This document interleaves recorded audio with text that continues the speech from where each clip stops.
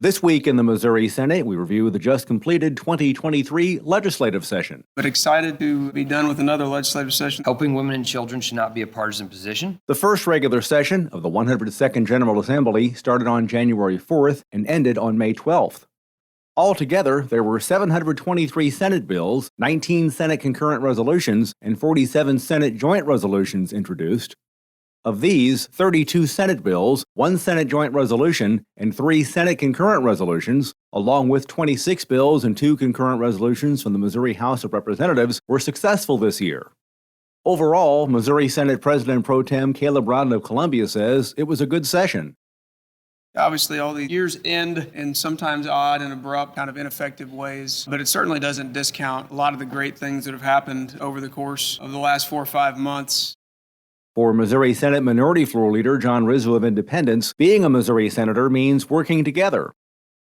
In my opinion, this caucus has done an absolutely amazing job. And we do that because they stick together and we work together and we're flexible. We try to keep an open mind. We kind of have to with 10 of us. We try to figure out what's best for the state. Wherever that idea comes from, we listen to. And if it's a good idea for the state and for taxpayers, we try to move forward on it. The ratio of bills introduced to bills passed continues to be quite low, a trend that has been ongoing for close to a decade in our state. Senator Rowden says he can point to 2 specific items.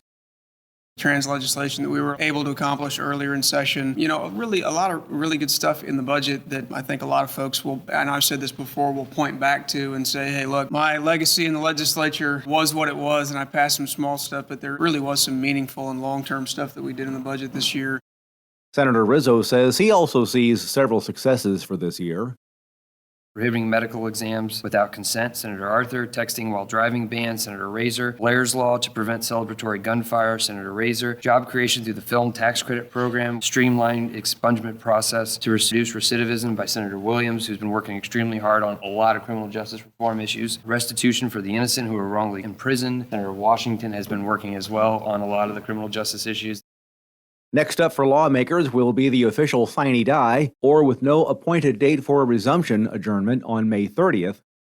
While the governor has already signed some of the legislation to come from this year's regular legislative session, he still has until July 14th to sign, veto, or let measures become law without his signature.